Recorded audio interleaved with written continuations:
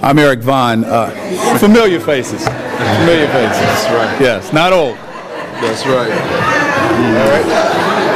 Into that script. So it's going to be that kind of day, huh?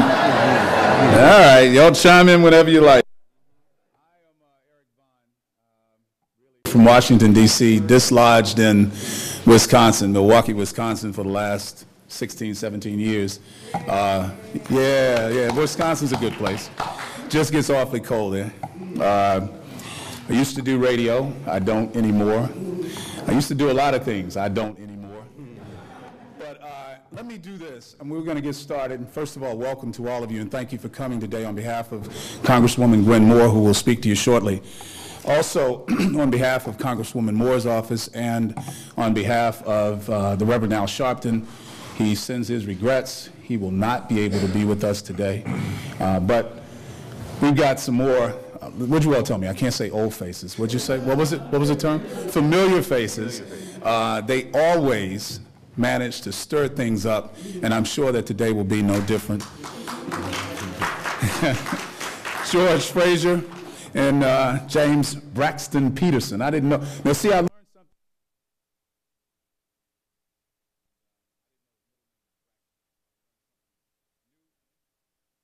Anyway, I'm going to step out of the way for a minute and ask you all to give a warm welcome and a real thank you kind of welcome to Congresswoman Gwen Moore for gathering us together today.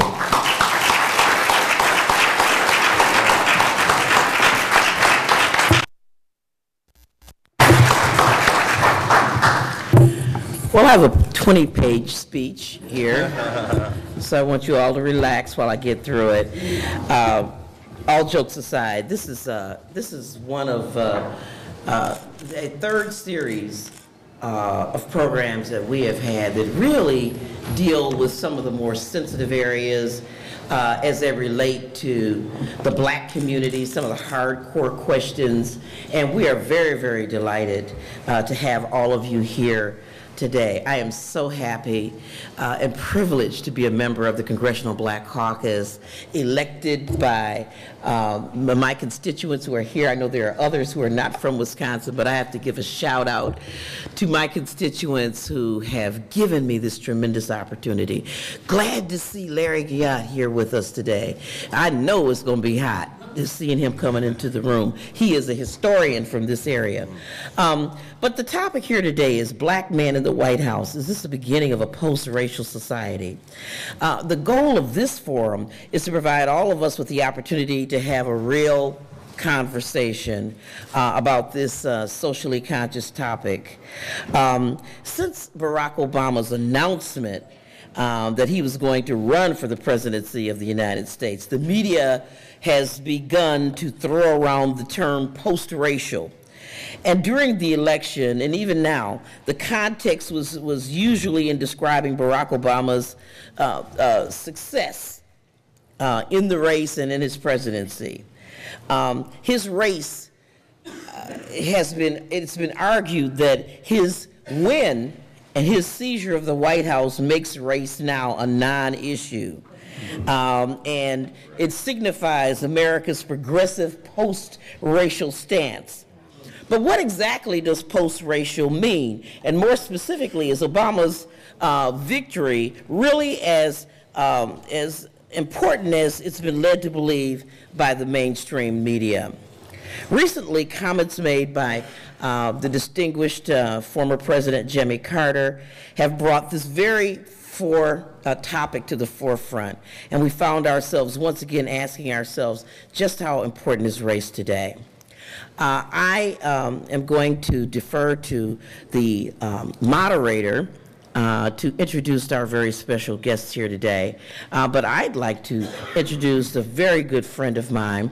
I don't know what it was with this very self-effacing introduction of himself earlier, but I can tell you he is a 20-year veteran of radio. And he most recently hosted a very popular and controversial talk show host. I used to call in and argue with him. I sort of missed that. And say, Eric, knock it off. 1290 MCS. It would be real interesting to hear him talking about the mayoral takeover right now. I miss him in Milwaukee. But he is a real professional journalist, my friend, Eric Vaughn.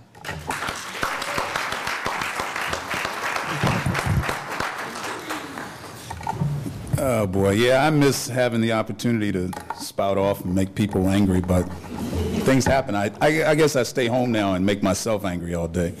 I talk to myself. I had prepared for this discussion with Reverend Sharpton, but as I said, I'm really happy to have these two gentlemen to my right, who I will introduce to you shortly. They both said to me, "Don't read my bio." All right, so I will let you know that their bios are out on the table. You're welcome to grab those, but I'll tell you, I kind of feel like I know both of them very well. As I said, having, well, George and I go back to over a week. Yeah, at least a week. When, what was it, Success Runs in Our Race. When Success, that was 15 years ago. So it was the first time I interviewed him, and then I've been lying to Dr. Peterson for a long time, because after our first meeting here, I told him I was going to have you on my show. And it was my intention to do that over the years, and we never got to that. And now it's not my fault. Because I don't work there anymore. But we meet again today, and I'm glad of it. And again, I'll ask you to take a look at their bios, but let me just tell you, James Braxton Peterson is an assistant professor of English at Bucknell University. His academic work focuses on Africana studies, narrative, graphic novels, and hip-hop culture. He's the founder of Hip Hop Scholars, LLC. It's an association of hip-hop generational scholars dedicated to researching and developing the cultural and educational potential of hip-hop, urban, and youth cultures. And there's a lot more to this man than just that, and you'll find that out as we go through the day. Let me also tell you about George Fraser. He's the chairman and CEO of FraserNet, Inc. It's a company he founded some 20 years ago with the vision to lead a global networking movement that brings together diverse human resources to increase opportunities for people of African descent. He's considered by many to be a new voice for Americans, or African Americans, excuse me, and one of the foremost authorities on economic development, networking, and building effective relationships. And you'll find out more about that as we go through the day. Yes, yes. Mr. Giap said up there, George Fraser song that was like nodding his head. Come, please. This is a surprise appearance, but I think we need to let him sit up there. Sure. I listen to Congress. Yeah, I do too. We all do. This is the same way Gwen used to run my show when she would call in too. Can I just get so-and-so on the air with you to straighten this out? And let me ask you, sir, if you don't mind. I'm sorry, I know Congresswoman Moore introduced you, but would you do the honors again, please? My name's Lawrence Guillotte. I took Fannie Lou Hamer to register to vote. I'm the first chairman of the Mississippi Freedom Democratic Party. I supported Obama enthusiastically, but I'm quoted in the Washington Times 3 days ago, said, "We elected him president, not king." Okay. Good. Well, I think he's qualified. He said Fannie Lou Hamer and Barack Obama. That qualifies him to do just about anything. We're finished. Lunchtime. All right, as we gather today, President Barack Obama, not king, has been in office for 8 months. What had been several dismal polling sessions for this president early on have turned into some interesting and encouraging results since his address to Congress and the American people on just a short while ago, September 9th, 2009. In a recent Gallup poll released just this past Monday, 72% of Americans thought Obama, that's Americans, that's everybody, that's not just the African Americans like us in this room and others, but everybody that they polled, said that he was willing to make hard decisions. 66% said he was a strong and decisive leader. 64% said he can get things done, and he understands the problems Americans face in their daily lives. And the majority of those polled rate him as someone who can manage the government effectively and shares their values. Now that sounds like a real president, right? We won't talk about the previous 8 years, right? Clear and somewhat surprising victories in the war of public opinion when you consider the media war being waged against this president. Now, he has a way to go on health care issues, and I know Congresswoman Moore and her colleagues have been hard at work, burning the midnight oil, trying to get all of this stuff resolved, and hopefully they will before a few more of us die. It's a tough battle. But the polls indicate that Americans feel that if a health care bill were to pass this year, 40% of those polls predict it will improve health care coverage in this country. 37%, though, say it will make things worse. And those are probably the people we've seen on the news clips who've been bringing their dogs and whatever else they bring to these community or town hall meetings. Shotguns. Many times since his election and countless campaign speeches leading up to his remarkable victory in November last year, we heard Mr. Obama talk about change. Change citizens were clamoring for, change unquestionably this country needed. Now, voters have proved him right by rewarding him and his supporters with an historical outcome that still reverberates around the globe. Now, this country had grown weary of the Bush-Cheney style of governing, to say the least. The tragedy of the Iraq War and aggressive posture which threatened violent encounters with Iran and North Korea, a volatile and severely weakened financial infrastructure that was close to total collapse. And then in comes Barack Obama, who to some, in most election years, would never have considered a Democrat, much less a black one. He looked like a godsend to those people. Staunch Republicans had just about given up on their entry in the 2008 race for the White House, and self-proclaimed maverick, that's what he called himself, right? John McCain, who clearly didn't need another house, right? He didn't even know how many houses he had. And his running mate, the Barracuda, the pit bull in lipstick, that is, the moose-hunting former governor of Alaska, Sarah Palin. You could hear Republicans saying anything but these two. So Democrats and African Americans got their man. We were happy. America had conquered its greatest fear, a black man leading this nation. Now, some are and were and still are envious of this man who was about to assume the role of the most powerful man in the world. Some were unable to let go of their racist instincts. There were threats, and there continue to be. There were and continue to be protests and outward objections to his policy decisions by people who clearly don't understand nor appreciate the complexities of governing this nation.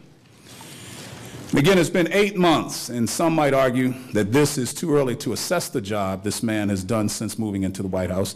Tangible changes may be hard for the casual observer to pinpoint, but some would argue that the transformation this nation has undergone has been more superficial than profound. But these would be people who don't understand where this nation was when Obama took over. Now, in addition to combating Iraqis, while hearing the chants of Americans opposed to the war, President Obama had to battle domestic demons, the housing crisis, escalating unemployment, a banking industry in shambles, an auto industry that couldn't produce cars that couldn't compete with foreign automakers. And in recent weeks, we've watched as community after community, many led by their congressional leaders, show utter disrespect and malevolence in so-called town hall meetings. They look more like Klan meetings, if you don't mind me saying. No serious attempts were made to clarify the points the president was making on health care reform. These were simply out-of-control shouting matches where ignorance won out time and time again. Now,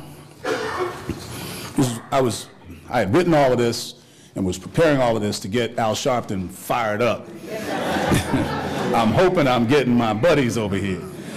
But President Obama has remained cool through it all.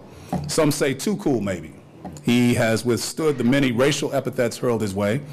He has accepted the second-guessing that comes with being a black man in power. And yes, some of the criticisms would have occurred regardless of his race. It's politics, let's not forget. But we know that there are those who are unrelenting in their vitriol and venom spewing, and it all stems from race or racism, the one word some hate to hear. But let me do this real quick, and then I'm going to get my guys in here to back me up or shut me up. I remember the first time I heard the term post-racial America. And What does that mean, I ask myself? And we're going to ask you folks that today, and you'll have a chance to hear what our panelists say. What could it possibly mean, and how could one man's presidential election usher in this new era? Let's face it, it's a heavy burden to place on one man's shoulders. If you take any one of the major issues, the economy, the wars in Iraq and Afghanistan, or even the healthcare crisis, none of those may be or may not be as daunting as dealing with race in America. No U.S. presidents, with the exception of maybe John Kennedy and Lyndon Baines Johnson, have ever really dealt with this country's racial divide, nor have they wanted to. I'm sure, or I'm not sure, that President Obama has dealt with it, except that he's been forced to on a couple of uncomfortable occasions. I think examining one of the more recent and well-publicized incidents serves us well in trying to respond to the question, have we reached some post-racial utopia? If we take a look at the statement issued by Professor Henry Louis Gates following his encounter with Cambridge police officers, everybody remembers that, right? Yep. He issued a statement that, if you think back, I know I never saw it on the news, never heard anybody really talk about what Henry Louis Gates said himself about this incident. But if you look at that incident, you know that it serves as a very clear indication that we're not living in a utopian, race-blind society any more today than we have ever in the past. Let me read this statement real quick, and I'm going to step aside. It's a statement actually issued by Charles Ogletree. He's also a Harvard law professor and the founder of the school's Charles Hamilton Houston Institute for Race and Justice. So I guess you can say he knows of what he speaks. And he spoke with his friend and colleague, Dr. Gates, following the incident, and they agreed to put out this formal statement. It says, this brief statement is submitted on behalf of my client and friend and colleague, Professor Henry Louis Gates. On July 16, 2009, Professor Henry Louis Gates, Jr., 58, the Alphonse Fletcher University professor of Harvard University, was headed from Logan Airport to his home in Cambridge after spending a week in China, where he was filming his new PBS documentary entitled Faces of America. Professor Gates was driven to his home by a driver for a local car company. Professor Gates attempted to enter his front door, but the door was damaged. Professor Gates then entered his rear door with his key, turned off his alarm, and again attempted to open the front door. With the help of the driver, they were able to force the front door open, and then the driver carried Professor Gates' luggage into his home. Now, Professor Gates immediately called the Harvard real estate office to report the damage to his door and requested that it be repaired immediately. And he was taking to the Harvard real estate office on his portable phone, or talking to him on his portable phone in his home. And as he was doing that, he observed a uniformed officer on his front porch. When Professor Gates opened the door, the officer immediately asked him to step outside. Now, Professor Gates remained inside his home and asked the officer why he was there. The officer indicated that he was responding to a 911 call about a breaking and entering in progress at his address. Professor Gates informed the officer that he lived there and was a faculty member at Harvard University. The officer then asked Professor Gates whether he could prove that he lived there and taught at Harvard. Professor Gates said he could, and turned to walk into his kitchen where he had left his wallet. The officer followed him. Professor Gates handed both his Harvard University identification and his valid driver's license to the officer.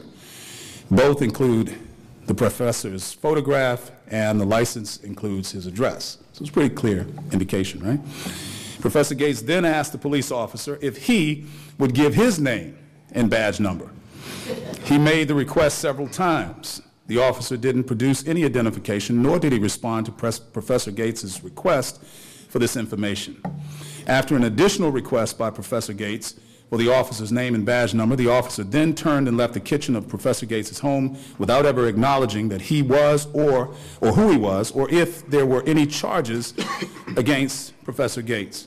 As Professor Gates followed the officer to his own front door, he was astonished to see several officers gathered on his front porch. He asked the officer's colleagues for his name and badge number. As Professor Gates stepped onto his front porch, the officer who had been inside and who had examined his identification said to him, "Thank you for accommodating my earlier request.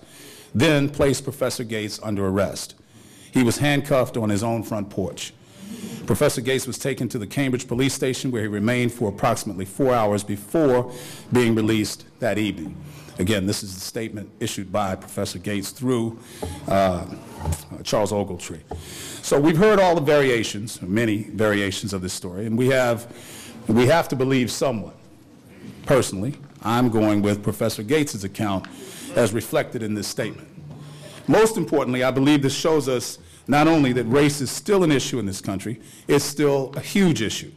And there are those who would like to cover it up and say it's gone away, but we know better. And we're going to talk about that today. This is a man, well accomplished, a personal friend of the President of the United States. I mean, Dick Cheney shot somebody in the face.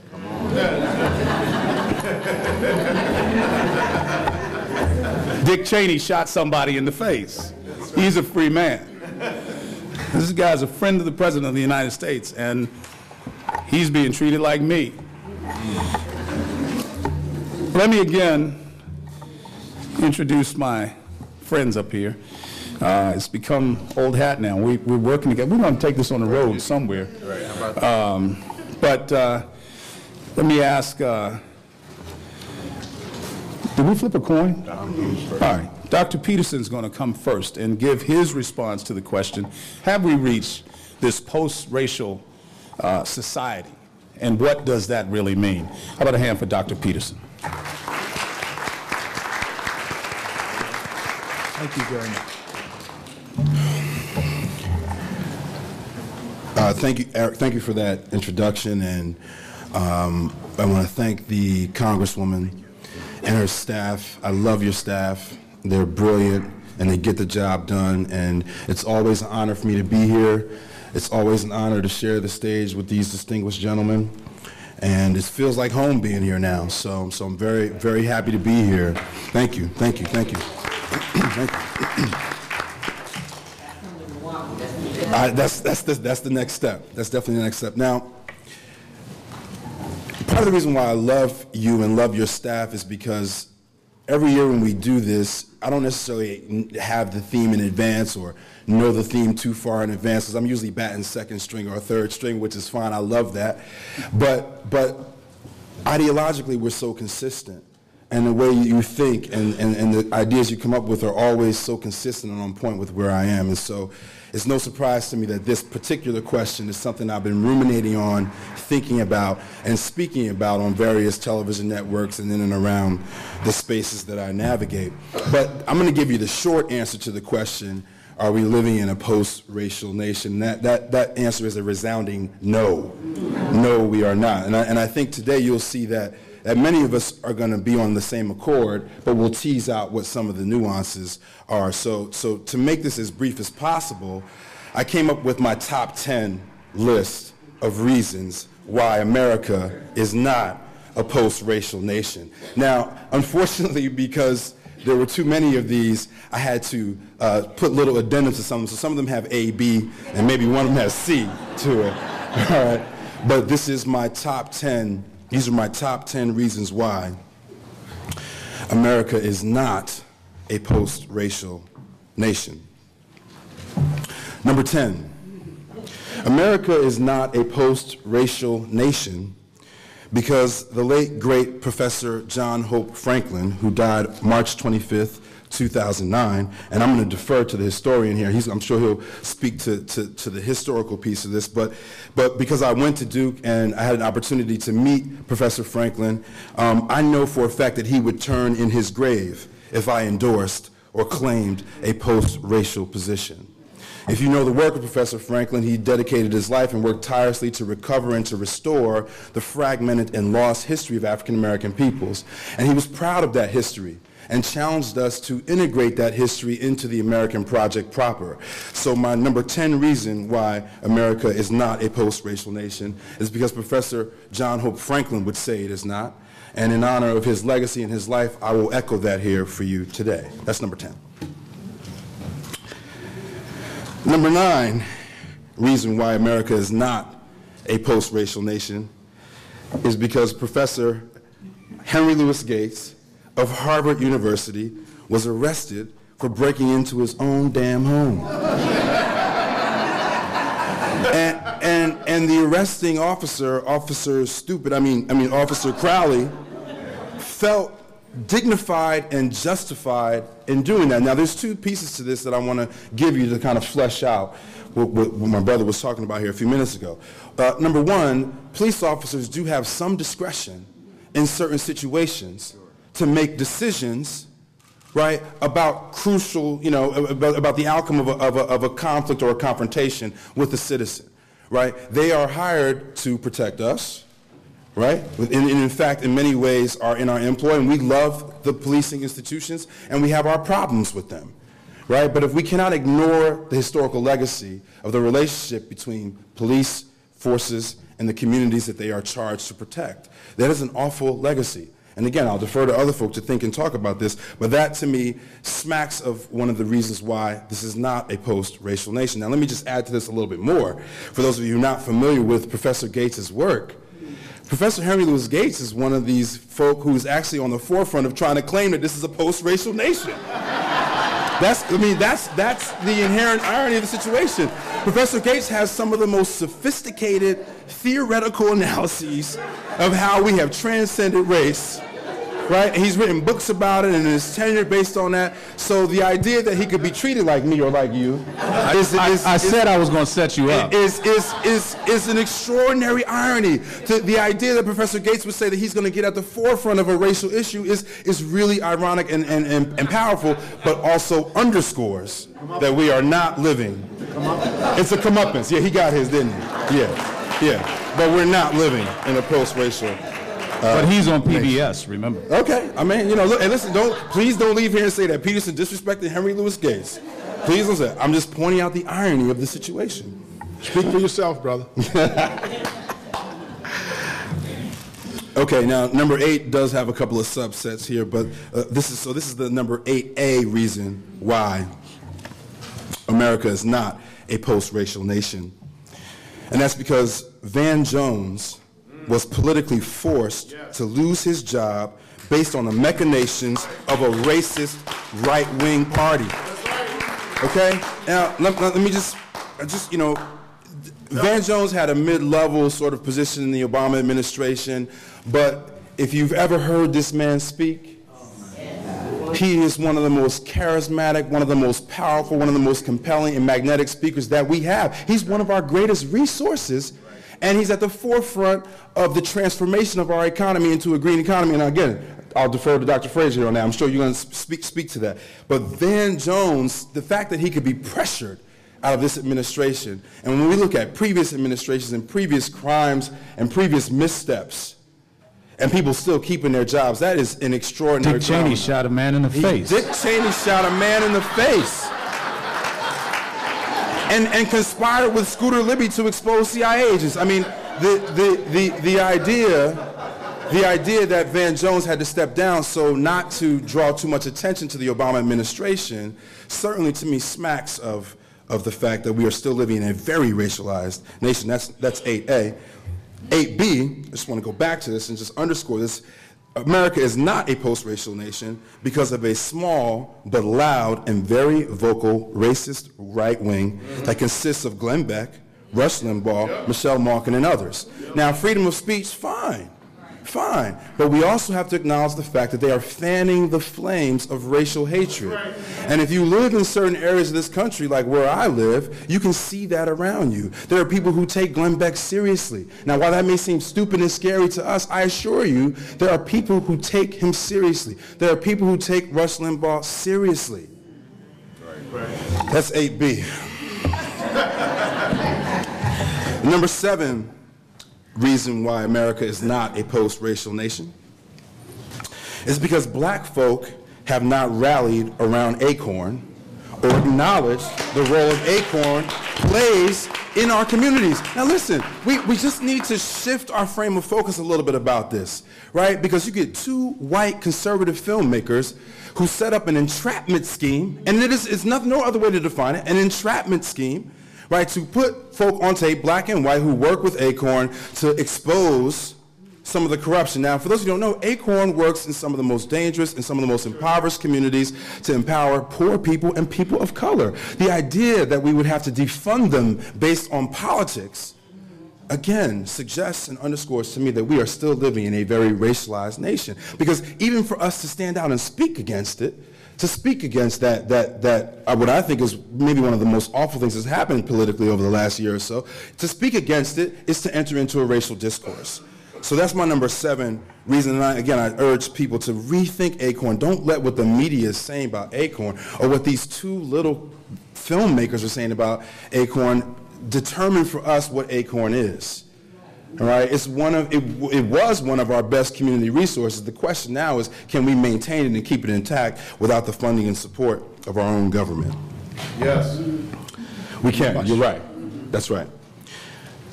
The number 6 reason why America is not a post-racial nation is because white college and university students still call black college and university students nigger behind closed doors, to their faces, and on their Facebook pages.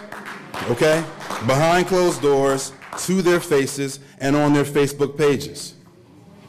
Now, if you in the Q&A, I can give you some specific examples of that, but clearly, that is not a post-racial university community.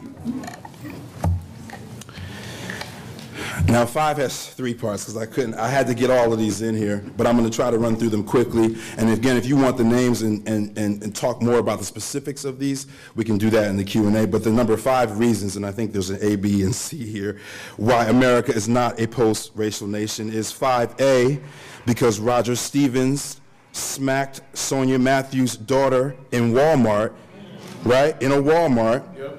And as many times as I've wanted to smack little white kids in Walmart and have not done that, the idea that a white man would smack a black child in a Walmart infuriates me. That infuriates me. Okay, that's 5A. 5B, because Troy Dale West Jr. repeatedly punched Tashania Hill in the face in front of her child at the entrance to a Cracker Barrel. At the entrance to a Cracker Barrel, he punched a woman in her face repeatedly in front of her child. That is not a post-racial. And listen, I tried to write about it and speak on behalf of why we need to attach a hate crime designation to certain things, and I got a lot of blowback from that. How could it possibly be a hate crime? A white man punching a black woman in her face, calling her nigger while he does it. How could that possibly be a hate crime? That's 5B. 5C. Because James W. Von Brunn attacked the Holocaust Museum on the day that an Emmett Till Anne Frank play was to premiere by children, and Stephen Tyrone Jones gave his life to save those people. We don't even know who Stephen Tyrone Jones is. He is the security guard who gave his life so that those people would be able to continue to do what they were doing. That's 5A, B, and C reasons why we are not living in a post-racial nation. Okay, 4 has 2 too. All right. So the number 4, A and B reasons why America is not a post-racial nation, because Chris Brown's amnesia is symptomatic of the awful legacy of domestic abuse in our community, and we refuse to acknowledge the intersectionality of race and gender issues. And so when this story first broke, I didn't defend Chris Brown, but I came out and spoke about the complexities of when an African-American male is accused of doing something wrong, and I talked about why some people want to rally around those men, and that's because of a historical legacy of black men being persecuted in the media. But when he came out and said that he forgot what happened, he forgot that he pummeled Rihanna's face, he forgot what those pictures looked like, somebody has to sit him down and teach him the history and legacy of our community. Somebody has to explain to him that you can claim amnesia if you want to, but that does not exonerate you from your crimes. In our community, it does not. Maybe in the public sphere and pop culture of white America, it does, but in our community, it does not. That's 4A. 4B, and now again, I can speak more to these, as people may agree or not agree with me. 4B is because Kanye West told a truth. Kanye West told a truth when he snatched that mic from Taylor Swift and said that Beyonce had the best video. right? Now, and the problem is the only way that people can see it is him acting like a jackass, right? Some black man taking a mic from a white woman. Now, listen, I feel bad for Taylor Swift. Or maybe I don't feel bad for Taylor Swift. But if you can't see this in the context of the years, scores of years of award shows where African-American artists were robbed, snubbed, overlooked, not nominated, disrespected, no categories. If you can't see it in that history, then we can't be post-race. You don't even know what post-race means, right? If the only way you can see it is Kanye is acting like a jerk, he always acts like a jerk, right? And I'm not saying that he intended to make a political statement. I'm saying why can't we see it in the context of the artist? Why can't we see it in the context of MTV celebrating 25 years of Michael Jackson, and they wouldn't even let Michael Jackson on MTV? It's mind-boggling. It's mind-boggling. So I mean, I'm not supporting Kanye West here, but I just want us to be able to see it in a different way. We can't be post-race if all you see is Kanye acting like a jerk. First of all, he told the truth. I'm not a Beyonce fan, but the video was a great video, right? And the bottom line is, if you look at the history of black music and award shows, the snubs, how we get overlooked, no categories, and racism in the music industry in general, then that frame, I think, changes how we see Kanye West. That's 4B. I'm going to try to bring this home very quickly here. The number 3 reason, and you're going to forgive me if I get a little bit emotional about this one, I thought about not putting this one in here because, you know, this is a personal one, and I dedicate this to my grandfather, James Braxton Peterson I, and my son, James Braxton Peterson III. But my number 3 reason why America is not a post-racial nation is because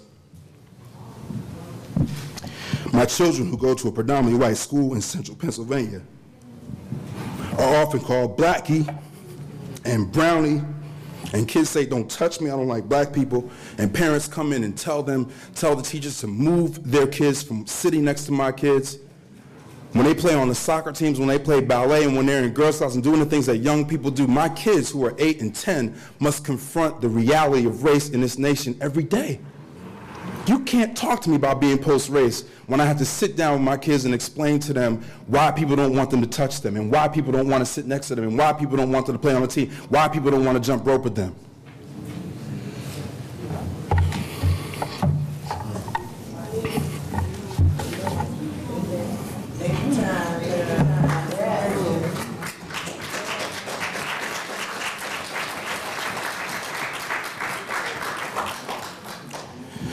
So my number 2 reason why America is not a post-racial nation is because 2 past white Southern presidents can speak more candidly and with more political freedom about race than our current first African-American president.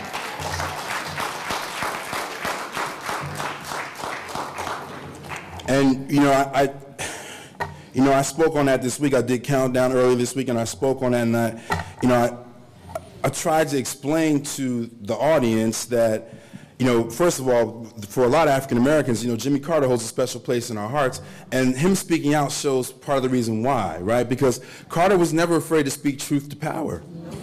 And we have a long legacy and history of that, but the idea that he would be disrespected and slammed, a president, past presidents, and you know, we recuperate past presidents like it ain't nothing.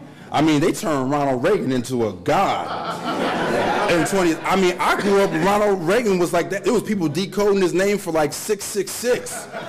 And now they got Ronald Reagan as the best president in the history of the airport. They got an airport named after him. They recuperate past presidents in the blink of an eye, and Jimmy Carter speaks some truth to power, and he's diminished, and he's senile. Unbelievable, but the idea that those 2, Clinton and Carter, could speak more candidly and with more political freedom about race than Barack Obama tells me that we are not in a post-racial nation.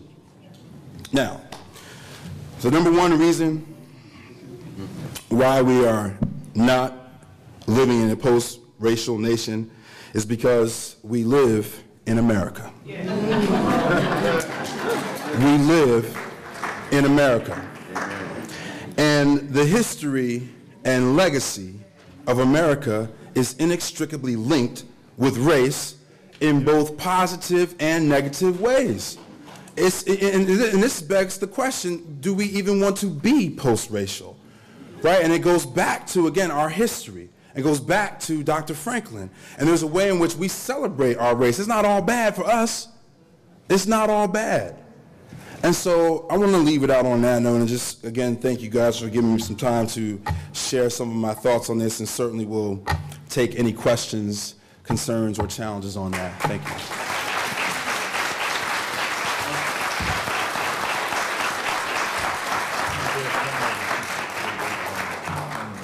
How about again for Dr. James Peterson?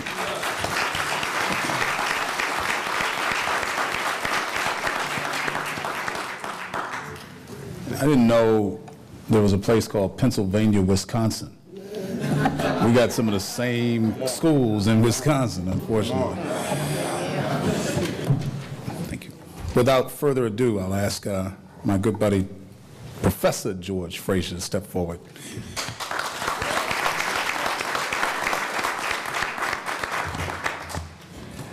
Now that Doc Peterson has sucked all of the oxygen out of the room on that issue, I don't know if there's any more to be said. I am not going to add to that. He said it all and said it well, and said it emotionally, and said it passionately. I am going to address now what? I will just add one thing. If you're black and mediocre in America, you better leave. You will know that it is the end of racism in America when a mediocre black man can rise in the corporate world. That will never happen in your lifetime, but we have all worked for mediocre white people. In fact, we had a mediocre white man as president.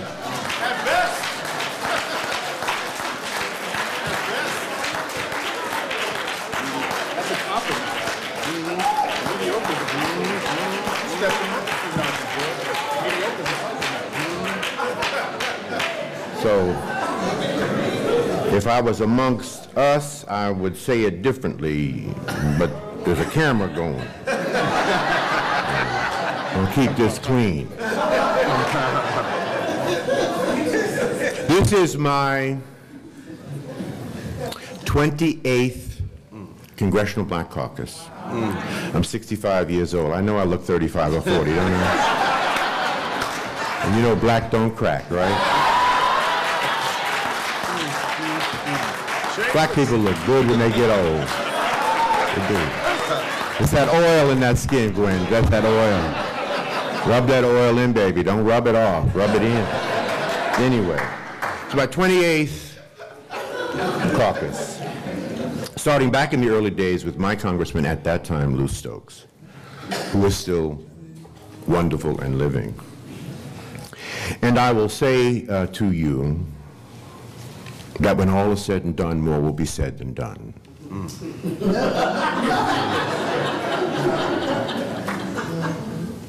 That we cannot talk ourselves out of problems that we behave ourselves into. We know that this is not a post-racial America, not yet. We're a couple of hundred years away from that. Several generations will have to die off. So there is work, understanding completely and deeply what Dr. Peterson had to say, and he's right. We have work to do. There is nobody that's going to fix us but us. And by the way, I have found the enemy, and the enemy is us. We have to fix us. We are the cake. Whatever the government provides us is icing on the cake, but it ain't the cake. We the cake. Wherever black people are going in the 21st century, it will be because black people will take them there. This is how it's always been. And this is what we must come to grips with as black people at this moment in time. I thought a lot about what I wanted to say to you this morning. And, you know, Now, the obvious thing would be to praise you for your hard work and for your accomplishments and continue to encourage you as black people, as entrepreneurs, and as black professionals, and as concerned parents to continue to achieving at a very high level. I thought about telling you that our individual and collective success provides our community with much needed role models, and that alone makes each of you indispensable. But 40 years of working in corporate America and in self-employment for the last 23 years has taught me that your value, that your worth, that your indispensability, if you will, is directly related to your usefulness. And your usefulness to others ultimately will determine your level of excellence or success in life. What am I saying to you, brothers and sisters, is that we're all here to be used, not abused or misused. And if you find yourself not being used, could it mean that you are useless? You need to think about that. Therefore, I believe the most important responsibility that we have as black people in a racist society is to succeed. To succeed in spite of America's isms, to succeed in spite of the economy, to succeed in spite of what is perceived to be the odds against us. Our forefathers and ancestors succeeded in the face of even greater odds. We are much better prepared. Therefore, we must not, we cannot, and we will not fail them. Can I get an amen on that? As we all prepare for the challenges facing us in this new millennium, we must include in our plans the goal of redefining the meaning of life for those brothers and sisters who have gone astray. Life, yes, is about happiness, and happiness is not about a new Lexus, brothers and sisters. Happiness is not about a trip to the mall, and happiness is not about an orgasm. Well, happiness includes, by the way, while we're on orgasm. I don't know now. Let me paint that picture for you. Are we in a post-orgasmic society? I don't think so. That's the next lesson. Constant. But that ain't what life is about. Let the brother work himself out of this. Well, let me say this. Well, let me say that differently. Sex in absence of a relationship ain't all that it's cracked up to be. Now, by the way, if sex for you in absence of a relationship is all that, then we got another name for that.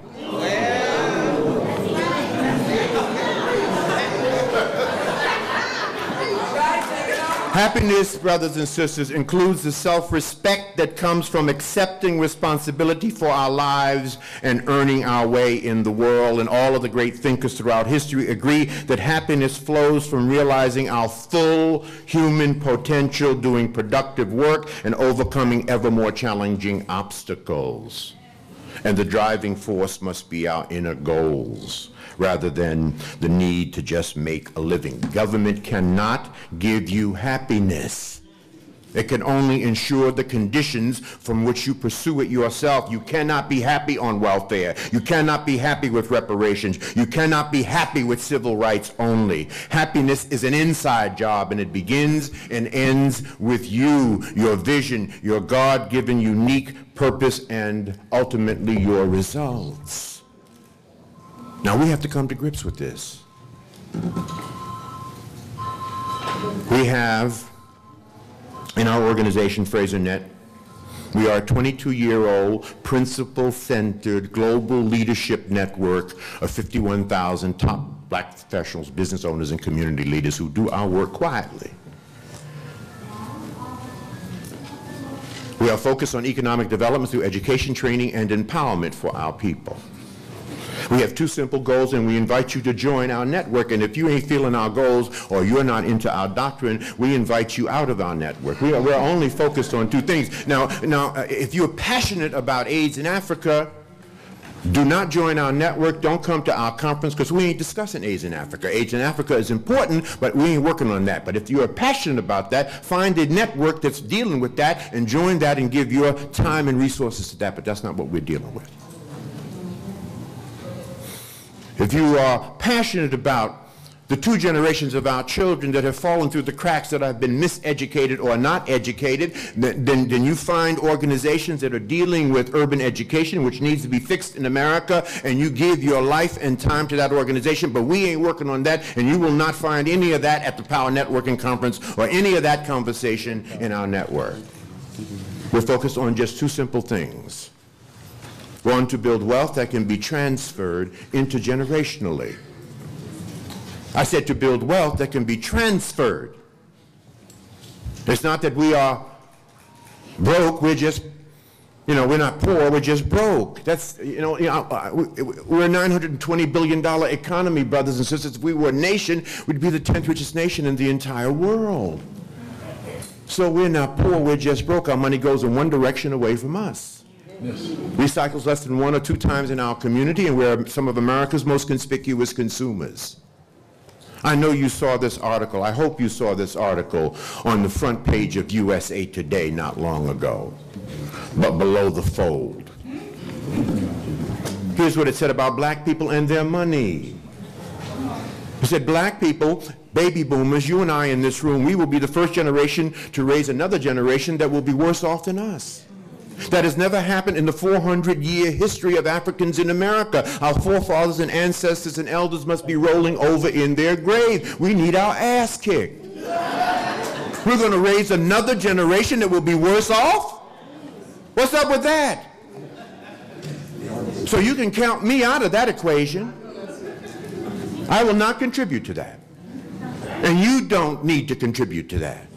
So we need to focus on, at least that's what we're doing, focusing on wealth that can be transferred. Now, how can we transfer wealth right now? Can you buy your child a home when they get married? That's what the Jews do.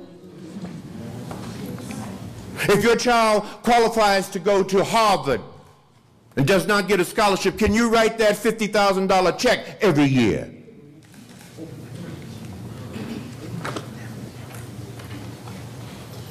Can we convene our organizations, the NAACP, the Urban League, the caucus, without a corporation writing a check?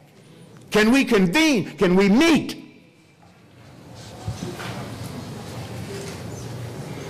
We need to fix that. That's the number one. And the second thing that we are working on is to make black people the number one employer of our own people in the 21st century. That we must create work and jobs for our people. That is the only way to raise up the poor. And every immigrant group understands this for black people. So those are the two things that we are working on. And we will be working on, we have been working on these things for 22 years. We'll be working on them for the next 100 years. Basically, it's going to take 100 years to complete these two goals. Several generations. Let me ask you a question. How many of you believe that you are very good at what you do? Raise your hand if you believe that you are very good at what you do. That should be everybody in the room. Well, I'm here to report to you this morning that very good today, brothers and sisters, will get you fired. That very good is not good enough. Today, you have to be amazing. Let me give you an example of what I'm talking about. 2 years ago, I went to AT&T, bought a Motorola phone. It was very good. Shit, 9 months ago, I took that phone, threw it in the garbage, waited in the line with 800 people for 4 hours so that I could buy an iPhone because it's amazing. I threw very good away. Mediocrity and averageness ain't gonna get us there. We must become amazing. Now, what's the most recent example of amazing in America? Barack Hussein Obama. Were the Clintons very good? Oh, hell yeah, they were very good. Very good. But he was what? Amazing. He was amazing then, and he's amazing now. So I want you to repeat after me. Good today, say that. Good today. Amazing tomorrow. Amazing tomorrow. That's right. That's what we have to be. Amazing. Amazing people must teach our children who they really are. This is one of the fundamental issues in our community, one of the reasons that we have lost our humanity, one of the reasons that Dr. Na'im Akbar speaks so eloquently about. He says, you know, black people are insane. Because we are the only species on the living earth that will not operate in their best interest. That's insanity. We must fix that. And amazing people, like our Congresswoman, like the panelists, like those of you in this room, you're here because you are either going to be amazing, you have the potential to be amazing, or you're going to step up your game. That's why you're here. So our people need to move beyond conversation to training. We must train. The caucus must evolve into a training session. The Power Networking Conference is about training. We are not pontificating ad nauseum. We are training. We must train our people so that we can compete and become amazing and deal with the issues of wealth in this country. Why is wealth so important? And then I'm going to shut up and sit down. There are a couple of reasons. First of all, we are the only culture in the history of humankind that put political empowerment before economic empowerment. Last year, we elected over 9,000 black public officials, and we're still at the bottom of the educational and economic heap. Now, what does that mean? It means that you can't do it by politics alone. How dare we put that kind of pressure on our political leadership? But again, we're no fools. We were born at night, but not last night. We didn't come down here with the last drop of rain, and we do understand that we're all impacted by public policy, and we're all impacted by the politics of inclusion. So yes, we must continue to use the power of our vote to empower those who are empowering us economically. If they're not doing that, get them out of there. That's on you. Why is wealth so important? Let me break it down, make it real simple. Your wealth will determine where you live. Where you live will determine where your children go to school. That's right. Where your children go to school will determine their higher education. Right. And their higher education will determine their lifelong earnings. And their lifelong earnings will determine where they go to school. Or where they live, I should say. And where they live will determine where your grandchildren go to school. And where your grandchildren go to school will determine their higher education. Their higher education will determine their lifelong earnings. And their lifelong earnings will determine where they live, and where they live will determine where your great-great-grandchildren. Do you understand the cycle here? That's number one. Number two. In a market-based economy, in a democratic capitalistic society, the only color that really matters is green. Barack Obama was amazing, brilliant, Harvard-trained, eloquent, amazing. Ain't never seen a black man like this on the planet, and we see him all the time.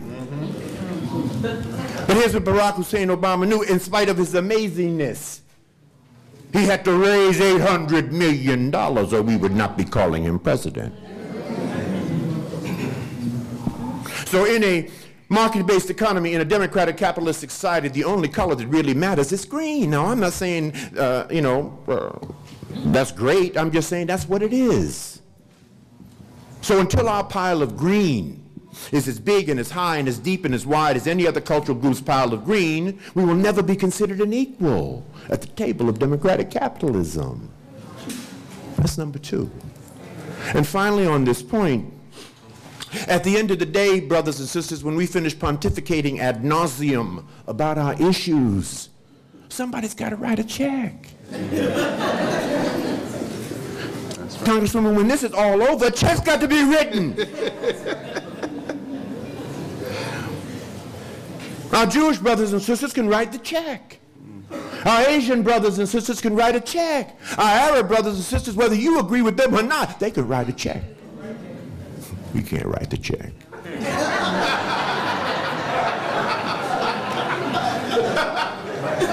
We've got to fix that.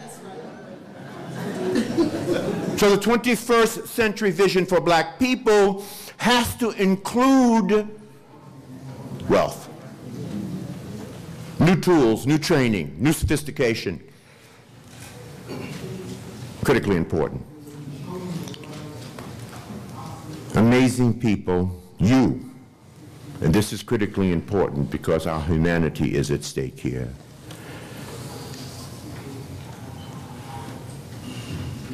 I have a very good white friend, and he said to me, George, you know, I know what black people's problem is. I said, oh, really? I said, what's black people's problem? He said, you spend 90% of your time thinking about us, and we don't spend any of our time thinking about you. I high-fived the white boy. So if they ain't thinking about us, and we ain't thinking about us, who the hell is thinking about us? We got to fix that. That's on us. We've got to help our children, and it begins with our children. Susan Taylor will be here at 2 o'clock starting an incredible National Cares Mentoring Movement, because our movement must begin with our children. We have a policy at the Power Networking Conference that when you pay your registration, by the way, make you a special offer. It's normally $695. If you're here in this room, for only those in the room, it's $189, and you can bring a college-age student for free. So we have a policy, and we know that our children must be at these kinds of conferences so they can see us acting like we have some sense. So we know that they can't afford it. So we have to make it possible for them. We must make it free for them. But the admission to our conference is you got to pull up your pants, take off your hat, put on a suit and tie. Pull up your pants. Pull up. I didn't say pull up. I said pull up. I just want to make sure. Pull up. That's right. Pull up. Right. Pull up your pants. You patted me on the shoulder when you said that, and I want to make sure. Whichever way you meant it. 189, bring a college-age student free of charge and chaperone and coach them through this conference. There's a form on the back, fill it out, give it to me before I leave here. It's a Kmart Blue Light special. When I leave, the offer leaves. But we are the amazing ones, and we must teach our children who they are. And this is what upsets me, because we have lost so, and we see it in our humanity. We have lost our humanity. And it angers me so when I turn on BET or other stations like that and I see our sisters with thongs on shaking their ass. You see, when I see that on television, I know that these young people do not know who they really are. I know that. I know that they do not understand that we are the children of the slaves that would not die, that we have the genetic encoding of the great kings and queens of Africa, that we have the genetic stock of the world's first great mathematicians, engineers, and scientists, that we were building pyramids and solving complex engineering problems when other cultures were living in huts eating each other. We are an awesome and powerful people, and we must teach our children this. It must begin with that. And in spite of the fact that America kept its foot on our throat for 350 years, we overcame that and rose like the phoenix. And if everything happens for a reason and serves us in some special way, and we will never understand that reason looking forward, and we will only understand it looking backwards, if everything happens for a reason, and it does, maybe we were not brought here, maybe we were sent here. Do you believe that God would put his weakest people here to do his toughest job? I don't think so. How could an America who could morally, biblically, and spiritually justify the kidnapping, raping, and pillaging of another two people, Native Americans and Africans in America, have any moral or spiritual grounding? And perhaps had God not sent us here, America might have self-destructed by now. We are an awesome and powerful people, and we must teach our children this. We must give them back their humanity so that they would start acting like they have some sense. This is our future. You see, because if our children cannot see the future, they will not pay the price. We're all replaceable by our children. There can be no success without a successor. We must work on our children. We must teach them different habits. And then we must understand that God uses imperfect people. This is a beautiful thing, isn't it? God uses imperfect people. So yeah, we've made some mistakes. We've had some bad behavior. We've done some things wrong. We've screwed up. All of us have. But he uses imperfect people. It was John Henry Clark who said, what a people do for themselves depends upon what they think about themselves. That's deep. So it's important that you think and believe that we are awesome people. It's important that you think and believe that if we were once great, we will be great again. It is important to think and believe that God can use you in spite of your screw-ups, in spite of your mistakes, in spite of your picadillos. It's important to believe that. And the next time you feel that God can't use you because you made some mistakes, that you screwed up, I want you to remember that Noah was a drunk, that Abraham was too old, that Isaac was a daydreamer, and Jacob was a liar, and Leah was ugly, right? And Joseph was abused, and Moses had a stuttering problem, and Gideon was afraid, and Samson had long hair and was a womanizer, and Jeremiah and Timothy were what? Too young, and David had an affair and was a murderer, and Elijah was suicidal, and Isaiah preached naked, Jonah ran from God, Naomi was a widow, Job went bankrupt, John the Baptist ate bugs, Peter denied Christ, the disciples fell asleep while praying, Martha worried about everything, the Samaritan woman was divorced more than once, Paul was too religious, Timothy had an ulcer, and Lazarus was dead. God can use you.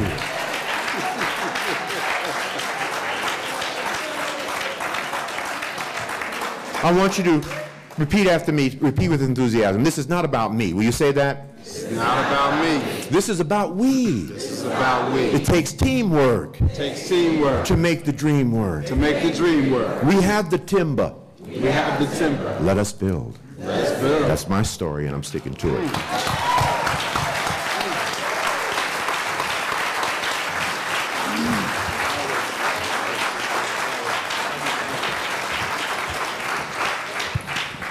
That's Dr., Professor, Reverend George taking us through the Bible just now and reminded me of I Can Do Bad All By Myself. Anybody seen that movie? When Medea was telling a little girl about the Bible, all wrong. Even I know that she was wrong. I got to do two things. Does anybody know who this bottle of water belongs to? No, because you got to get that health care thing passed real quick, because I drank out of this and I have no idea who drank first. The cap was already broken when I drank out of it, and I'm in D.C.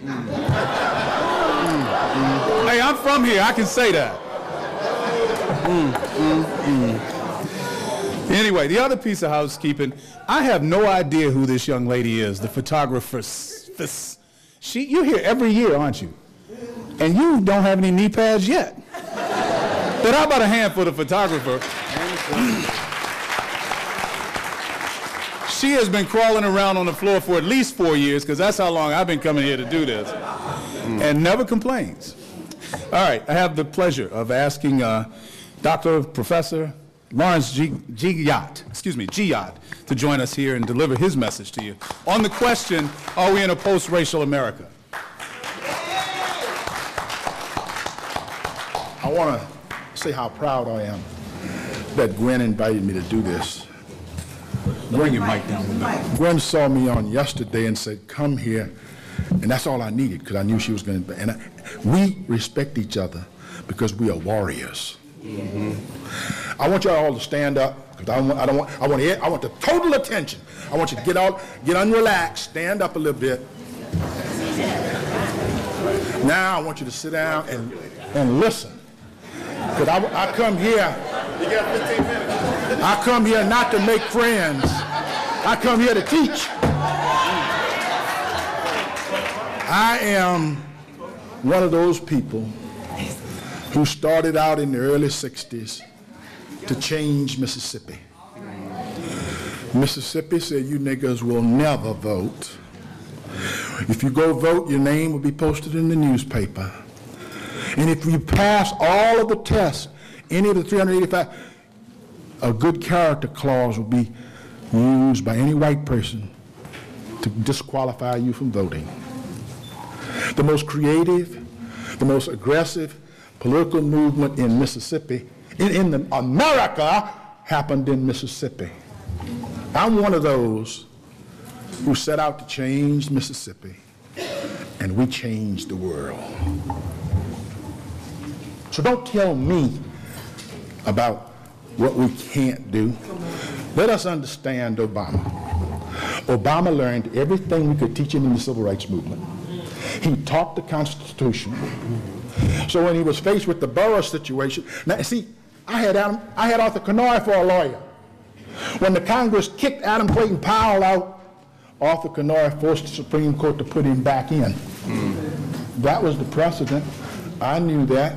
Obama knew that. I spoke in Springfield, Illinois on January 19, and I said to 1,200 people, in the next 8 years, if you're black, if you're homosexual, or if you're an immigrant wanting to become an American, Obama will not address your issue. Let me say it again. I want to certainly associate myself with Dr. Peterson. See, Dr. Peterson did two brave things that I do every chance I get. When Acorn was first attacked, I said in the press, I know him, I support him, I work with, and y'all are lying. Yesterday, day before yesterday, a guy named Garrison did a study of how the press had treated Acorn.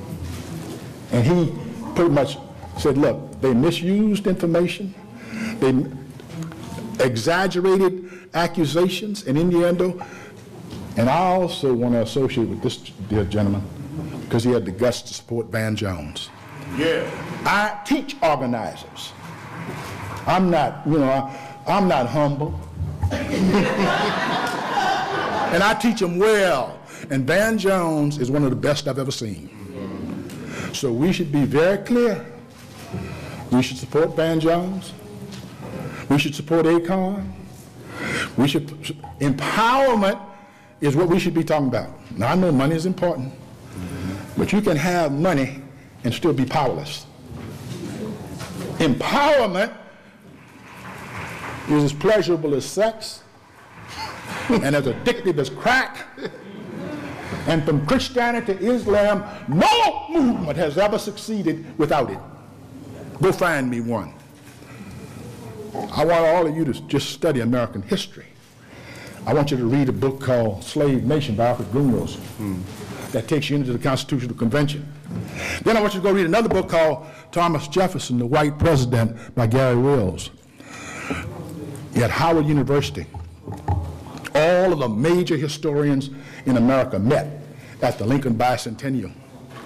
And I presented my argument. I said, look, if you look at the teachings of Slave Nation, which takes you into the Constitutional Convention, so it explains slavery and all of its intricacies, and if you look at Gary Wills' book, that's a justification for reparations. And the most conservative member of the group, a retired Republican judge, was presiding, and he said, that's correct. But this had been offered to a college professor, and she accepted scholarships rather than, let's be clear, ladies and gentlemen, America will be post-racial when reparations is paid. That's right. Let us be clear. In America, I want to challenge you.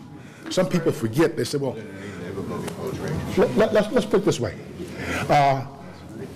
Look at the entire economy as you know it. There's only one contribution by France during the Revolutionary War that was non-slave money in America. Let me say that again. We not only were enslaved, we financed our enslavers. Let me say it again now, because I know I like to challenge people. I want you to go do the study. Go find, with the exception of the contribution by France to the Revolution, there is no non-slave money in America. People say to me, well, look, my grandfather didn't own slaves. I asked two questions. Was he white, and did he earn money? American money. My concern about the president, I think the president has the potential to be one of the greatest presidents ever. He learned everything we could possibly teach him from the civil rights movement. I analyzed his campaign by using the tactics, by studying the tactics of the Student Nonviolent Coordinating Committee. Remember when they were talking about, he was talking about ordinary people doing extraordinary things. He was talking about the slave, when they were fighting the slave, when they fought for the women's vote, they were doing this. He utilized all of the techniques and metaphors of the civil rights movement with none of the liabilities. And we shouldn't attack him for that. But we should also understand he has the option. And I want to disagree with Mr. Peter on one thing. I think, Tom, what Dr. Gates did was unforgivable, cowardly, and I'm looking for the opportunity to say that to his face. He had a clear case that he should have taken to the court, and he didn't. Yep. The President of the United States had an opportunity to really have a broad discussion on race, and he didn't. Yep. What he did was he finessed the Gates case, and he demonstrated to us that something that we are sophisticated enough to have learned 100 times. When you can do anything, that gives you the option of doing nothing. He came out on the Gates situation. White folks beat up on him because he had the temerity to say that the arrest was stupid, and he had to apologize. But he did more than apologize. He said, I'm going to make sure that all of the oxygen on this is sucked up. We're going to close this out, and it's gone. Ladies and gentlemen, my call to you today, I'm circulating information about how to get on my mailing list. All you do is, it's in writing, and I want you to do it. Because my concern, ladies and gentlemen, is that now is the time for us to attack those who are attacking us. The teabaggers are not interested only in destroying health reform, they're interested in destabilizing government as we know it. Now, you may say, well, look at the mathematics. A lot of white people supported Obama. And I'll say very candidly, those people who supported Obama are not out at the tea bags. But it's that minority that the Republican Party is fighting for. So I'm asking each one of you, when you go back, first of all, get on my mailing list, because it's a call for action. If you're organizing on anything, I want you to coalesce with other organizers in your city. And I want us to stay in touch. Here's my newsletter. All you do is fill out send your email. It's returned right to you. Ladies and gentlemen, it's time for us to go on the offensive. Now, I want to create 100,000 new organizers. I don't care what age they are. I don't care what sex they are. I don't care what gender they are or what ethnic group they come from. But my purpose is very simple. I want to retire as many Republicans in November as possible. Now, let us be clear. Let us be clear. We can do that only if we don't get caught up in the baggage of the government ain't perfect. Ain't nothing perfect but Jesus. But what we can do and say is we can determine the composition of the House and the Senate. Look at what the best argument for me is go and watch CNN or C-SPAN on what the Republicans are trying to do now to destroy health reform. How many of you in this room are insured? How many of you who are insured in this room believe that people who are uninsured should not be insured? The reason I ask this question is this, ladies and gentlemen, until we have broad-based political activity in our communities, where we reestablish our strength in remember, America didn't change itself. People like us changed it. That's right. That's right. And it's time for it to be changed again. Now, I don't want us attacking Obama. Obama has his limitations. But let us understand, we live in a racist country that primarily thrives on white superiority. And we're going to see, Obama doesn't support reparations. Now, because we haven't gotten behind it. See, let's be clear, Obama doesn't support affirmative action because we haven't gotten behind it. The Supreme Court showed us exactly what they think of us if they could have gotten the votes to destroy the Voting Rights Act in the municipal leg case, they would have done it. They couldn't get the votes. Ladies and gentlemen, mine is a call to action. And I speak to you with authority. There's nothing more empowering than your ability to transform your life and the life of others. And everyone in this room has that. Now I'm going to say it again. Empowerment is as pleasurable as sex and as addictive as crack. And no movement known to mankind has ever succeeded without it. Now, I'm going to close by saying this. There is nothing that you can imagine that is not political. I teach this stuff. Let me get you to understand, because creative young people always come up, well, you know, life in its totality is political. Now, we have a choice. Now that the mobocracy has been set before this country, we can watch them, we can join them, or we can fight the hell out of them. Yeah.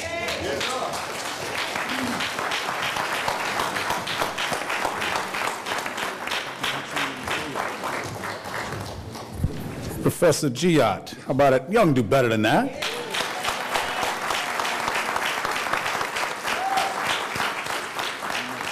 We do this every year. It's but we're getting good at it now.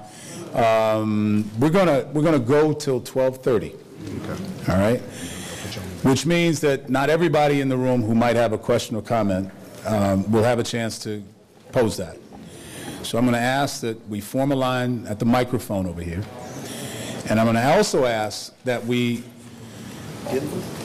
constrain ourselves, that we keep this to a question for our very distinguished panel, as opposed to what we engage in every year, and then at the end of this thing, somebody meets me at the step and threatens to kill me. I don't want to be threatened this year. I don't have a job. I'm a little dangerous right now. I'm on the edge. So let's just get a question together for the panelists. If you have it, if you want to direct it to someone in particular, make sure you say that. And if you don't know who you want it directed to, I'll ask one or two of them to jump in and make it clear. All right? State your name, would you, please? Good morning. My name is Maurice C. Hawkins, Jr. I'm a resident of Norfolk, Virginia, but my hometown is D.C. metropolitan area.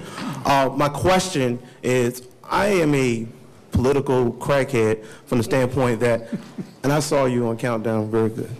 I watch Countdown, I watch CNN. I can't watch Fox News. Like, my brain feels like it's about to explode. It's just utterly ridiculous. But getting to my question, we hear the terms liberal, conservative, moderate. My viewpoint is that conservative is code word for racist, and liberal is code word for the people. I just wanted to get your perspective on those three terms and how it relates to a post-racial society.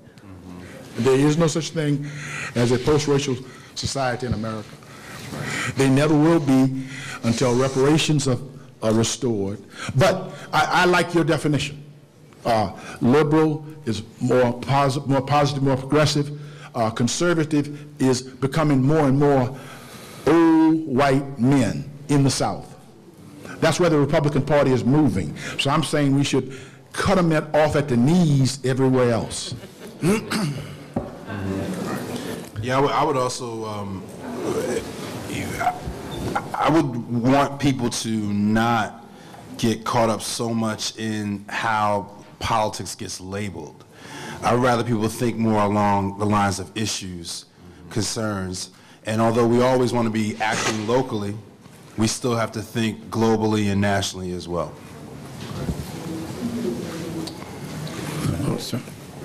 Hello, my name is City Council Member Ralph Remington. I'm on the City Council in Minneapolis, Minnesota, and I'm one of two on the 13-person council, represented by Representative Keith Ellison, and that's my boy, and he's doing a good job. And my question here today is, how do we grapple with this deal with racism, the word racist? Nobody wants to be a racist anymore. There are no racists.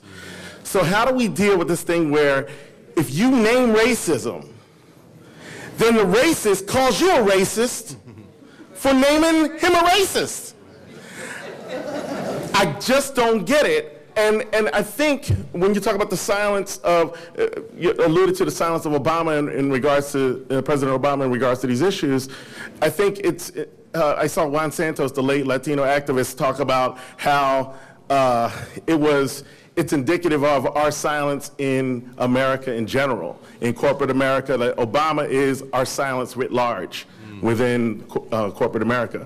But I think that he can't call it. If we can't call it, he definitely can't call it. So how do we grapple with that, with being able to call it that without being called racist ourselves?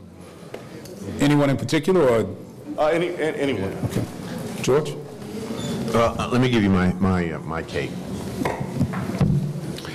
I don't believe that black people can be racist. We can't. It's not possible. Right. And the reason we can't is because race, you have to have power over something, somebody. Right? Right. Exactly. So I tell people I am a racialist, but I am not a racist. Okay?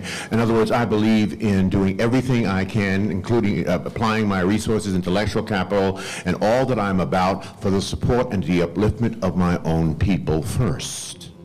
Makes me a racialist, right? But not a racist, because I'm not sure I have any power over anyone. So a racist is someone who believes because of whom they are, be it the color of their skin or culture, is better than you, and then exercises a power over you that diminishes you in some way, okay? That's a racist. We are really not in that position at this moment in time in America, but I am certainly a racialist, and there's nothing wrong with being a racialist. As I tell white people all the time, I'm doing everything I can to strengthen my people so that we can strengthen America. Now, do you have a problem with that? Right? Because the stronger we are, the stronger America is. Do you have a problem with that? I have to respectfully distance myself from that position. I teach and I preach and I believe that anyone who thinks has the potential of being a racist. Racism done by black people to black people is racism. Racism done by white people to black people is racism. Let us be very, see, the connection between your question and how we do politics is, if you notice, the right wing has been very successful in turning affirmative action into a curse word. That's right. Yep. That's right. That's exactly what they're doing with race. That's right. The best thing the devil can do is persuade everyone that there's no devil. That's right. What racism? Because let's be clear, it is possible for us to be very positive on the future of our race, as this gentleman certainly is. He's indicated that and showing that. But let us be careful. We must, our reaction to their opportunities to close it out from the dialogue is make sure it's always in the dialogue. I go on Hannity's show. I go on Fox because I want to take them right on in their quarter. I give no quarter. But my point is, we must not allow other people to redefine frames of reference that we should be responsible for. And I insist, intellectually, and I don't mean to be confrontational with this good brother, but I think it is important that we teach one another. And I insist that if you can think, you have the potential of being a racist in America. George? Well, no, we don't. But can I maybe I can tie it together. I mean, listen, everybody is biased. Many or most of us are prejudiced, and some of us are racist. And I think that we need to understand those nuances. What his brother is saying right here is absolutely right, in the sense that language is very, very important. and people will demonize terms to take them out of the public debate. That's what's happened with racists, and you saw Glenn Beck try to flip it by calling President Obama a racist. I'm boycotting Fox at the moment, but I have been on Fox in the past. The problem with Fox for me is that it's too much in the service of racism at this point in time, because it has to serve such a small, the Republican Party is shrinking, right? And it's becoming more southernized. So it's serving such a small part of the population, they have to pander to that, and they do that very, very well. So everybody is biased. Many or most of us are prejudiced, and some of us are racist. And the thing is, the reason why I want people to think about it that way is because we have to reclaim that term and redefine it so that it can be a part of the public discourse. I'm glad to know that somebody else has a problem with Fox News. I can't even turn, my television won't even stop there. I don't know what it is. But I get real, You're not their target angry. audience. You are not their target audience. audience. But, and I am concerned when you say that the Republican Party is shrinking. The Republican Party may be shrinking as bodies go, but the ideology still exists, and it may be growing. Sure. How important... Could you bring that down to you so you I can't... Yeah, you move can tilt it down a little bit. Okay, thank you. Sure.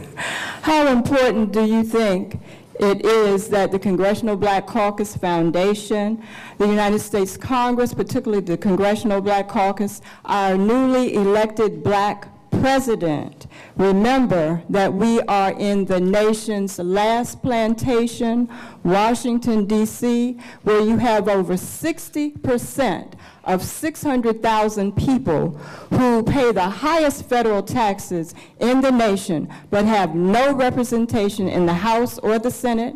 We cannot control our own local budget. Our laws are determined eventually by the Congress. How important do you think that we need to make this a post-racial issue and empower the people in the nation's capital with statehood as the 51st state? I think America cannot be a complete quasi-democracy until you get what you want, and that's statehood for the District of Columbia. And I assure you that each and every one of us in this room has a responsibility for that. It's not going to happen until there's a mass movement throughout the country that says to every congresswoman and every senator, vote for this or we're going to come sit in your office. Until we get our aunts and uncles and cousins fighting for this throughout the country, it's not going to happen. But there's no rational reason that it should not happen, except for the color of our skins. If we had a white majority, I guarantee you we'd have 4 senators. That's right. Amen. I will ask you if there's somebody here who is working on that on behalf of the District of Columbia, if there's some literature or if there's a website that people can go to. I think that the problem is most people outside of Washington view this as some island somewhere off in the, and they don't claim it as a problem. So well, if there's a top advocate, that's her right there. All right, it's Stand Up for Democracy in D.C. Coalition, and our website is freedc.org. And thank you for the opportunity. Thank you. Hi, my name is Angel Bradley. I live in Birmingham, Alabama. I was born in Mississippi and somewhat raised in Virginia as a military kid. We're going to claim you in Mississippi. Yeah. I act like a Mississippi girl. My question is this. Part of what we'll need, of course, to fight racism and to empower us in the future is to empower our children, and one through education. I feel like one of the hugest pieces of ammunition that racists have is by not empowering our children, not giving our children the same funding that other better white schools have. What is it that we can do in order to clear up the funding situation? The whole process of children schools getting money coming from property tax, when the projects don't pay good property tax, so they don't contribute good money to good schools. I mean, how is this a system that is going to close that gap and further empower our children to later prevent that racism if that's the system that we support? I'll tell you what, I'm not going to try to answer the economic problem. It's too tough. I'll leave that to other geniuses. But what I will say to you is there's a lot you can do that doesn't require any money. For instance, there's a group called Teaching for Change. Their telephone number is 202-588. I don't see anybody writing. I wonder why. 202-588-7205. They are an anti-racist group. They're here in Washington. They have the best library for young people in the country. They have, and that's for all activists. Get to know Teaching for Change. I helped design it. There's also a group in Pittsburgh, any of you from Pittsburgh? Called Cultural Leadership, headed by Karen Kalish. She organized Operation Understanding. I work with Operation Understanding. Operation Understanding is young blacks and young Jews. We train them. And when I finish training them, they're trained. And the other people bring in, and we send them throughout the country. They live in black churches, they live in synagogues, and their job is to fight racism. Because I don't want you to wait until there's major funding to get this done. Right. I want you to start to build the predicate, because this is too important. See, we can, if we had waited for foundation grants to organize the civil rights movement, we'd still be picking cotton. Well, yeah, right. George, were you going to? Yeah, let me just give you some simple advice. Educate your children by any means necessary. Do not wait for any damn thing. And the children in your community. Exactly, and educate the children. One of the objectives and one of the things that we work on in our network, we require that everybody in our network save one child other than their own. Save one child other than their own. Now, we are assuming that you're doing right by your own children, okay? So, but what do we know? We know that that's not enough. That's not enough. So, all of us must save one child other than their own. Now, who might that child be? Well, I can promise you, if you're black sitting in this room, you got a knucklehead niece, a knucklehead nephew, you may have a brother or sister that is not doing right by their children. Save one in your family by any means necessary. Now, I happen to be chairman of the board of 3 charter schools in Cleveland, Ohio. It serves about 120 kids, okay? Now, are charter schools the answer to public education? Hell no. No, there's 70,000 kids in the Cleveland public school system. It is just an option for about 120 families. That's all it is. We must fix the public school system, but until such time, we as adults must take responsibility and save our own children by any means necessary. Joseph Muzan, Oakland, California. Joseph. Serial entrepreneur. And I just have a few questions. Well, one question with several parts. One is, I started my first technology company with black venture capital money. I started my first nonprofit organization with Herbie Hancock and the first black mayor of San Francisco, Mayor Willie Brown. I'm starting another company very soon, and I wanted to know your thoughts on black philanthropy, and what do you think the responsibility is of those of us who have millions of dollars investing in the next crop of social entrepreneurship? I just spoke at a regional conference in Cincinnati, Ohio on black philanthropy. And black philanthropy is not what it needs to be in our community by any stretch of the imagination. And the issue is that there is no social pressure on our black people who have money to give. In other words, if you are black in America and you have money and you do not give, you are not socially ostracized. This is not true in the Jewish community. That's exactly right. If you are a Jew of means and you do not give to Jewish causes, you are socially ostracized. In our community, it is okay not to give, to invest back in our community. Now, how do we fix this? Our kitchen table conversation must change. If you ever sat around the kitchen table in a Jewish family, this is what they talk about. This is a part of their enculturation. This is a part of their belief system. You see, we're busy talking about Beyonce's next CD. Or where is Prince going to appear tomorrow? They're not talking about that. So our conversation must change so that we will have the kind of consciousness the Jews have around philanthropic causes. They must give, and they invest in their people and their businesses and their community. Now, there are a handful of brothers and sisters out here with money that will take up a cause like yours, which is very leading edge, cutting edge. I know what you do. But this is an issue. And again, it goes back to money, it goes back to wealth. We must fix this. This is on us. right? The isms of America is not going to fix it. It's a consciousness, it's an enculturation. It deals with our total humanity and understanding how powerful, how awesome, and how important each and every person is with every cent that we have that is mismanaged. All right, so we have everything we need to succeed, brothers and sisters. We accept each other. That's all. We don't have each other. That's the only thing. That's the final thing that God wants us to learn how to do, and that is to become an interdependent people, not a dependent people, not an independent people, but an interdependent people. That's the highest form of cultural development, is interdependence, and this is how you get empowerment, through interdependence, linked together in a common bond, leveraging collective resources and intellectual capital, connecting the dots, where a lot of us are doing a little instead of a few of us doing a lot.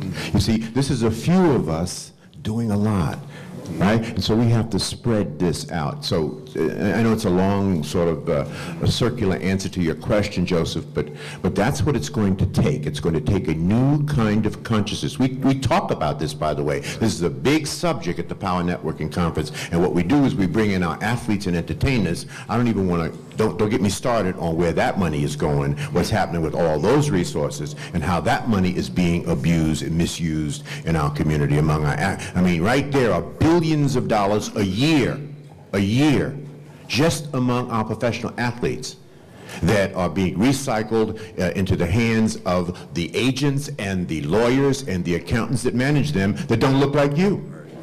75% of the NFL players 3 years after they finish playing are bankrupt. That's right. May I point out, Andy Young, very quickly. I'll be very quick. Andy Young in his book Easy Burden points out that the civil rights movement could not deal with economics because HUAC was involved, and if we just start talking about economic distribution, SCLC would have been destroyed in days. But now is the time. I want to encourage the point you just made. It is now our business how wealthy blacks do business. That's right. That should be the cornerstone of civil rights engagement in your town. That's right. They identify themselves. Put the point on them. What are you contributing to us, brother or sister? Right. Now, let me just illuminate one. This is very, very important. Read the book, Success Runs in Our Race. I also covered it in Click 10 Truths for Building Extraordinary Relationships. It is redefining the difference between high personal achievement and excellence. High personal achievement is the use of your God-given talent, right, to achieve great results. You see, LeBron James becoming the MVP is high personal achievement. It is not excellence in the black community. But the LeBron James Foundation, where he's building inner-city homes, that is excellence. So we must redefine and separate high personal achievement from excellence. Excellence is when you take your high personal achievement, invest it back into the community to improve the human condition. This is what Jews do, right? So we need to stop calling these people excellent because they're not. They have high personal achievement unless they are in fact giving back, reinvesting in their own community to improve the human condition. Hey, how are you guys doing? My name is Brian Menifee, sophomore mechanical engineer major from Howard University. We need you, bro. From Houston, Texas, and I just wanted to get y'all's perspective on how elected officials are dealing with Hurricane Katrina in the Gulf Coast region in general, because I don't think we can have a discussion on post-racial without getting to the question and the fact of the devastation of the Gulf Coast and just the general fact of the energy companies exploiting our communities here. I'm from Pasquostand, Mississippi. My town was 95% destroyed. And what the state of Mississippi did, it used the FEMA money to dredge the Gulf of Mexico to bring in more industry. Let's be clear, that's criminal. Landrew in Louisiana is no better. Both Mississippi and Louisiana, all of the officials there should be put in prison. All of them. So I'm glad you raised that, because until we get this percolating throughout black America communities that there was a mistreatment of the victims of Katrina. This federal government had options and programs that it could have utilized, and it failed us. And I'm very glad that you raised it, and I hope we will continue to raise it. And I hope we pick up issues here and carry them back to our hometowns. Because politicians, we must remember, do only what they're supposed to do. That's right. We do need President Obama to pay a visit to the area and to try to shed some light on it. I mean, there's some groups that are doing some good things, some people that are doing good things, but we need a presidential spotlight on it to keep the energy going and keep things moving. But let me also say that I'm not sure if that could have happened, the before and during and after mismanagement of it, if that could have happened in a city that was predominantly white. And I think that the bottom line is it's another key indicator that we're not post-race. That's right. Thank you for the question. Yes, my name is Priest Amen. I'm also a student at Howard University. I'm a junior political science major. And our questions are similar. We're an organization, we're a student organization on campus that's looking to make an impact in the Gulf Coast area. Mm-hmm. And our question to you is, what advice would you have for a student organization? What type of organizing could they do to help the residents and the people of the Gulf Coast? I know all of the organizations operating there. My telephone number is 332-5157. I will meet with you and turn all of that information, those contacts over, and I'll personally put you in contact with them on the phone. Okay. Dr. Gill, would you repeat your number? I think somebody was going to write it down back there. It's 332-5157, area code 202. I take all political calls.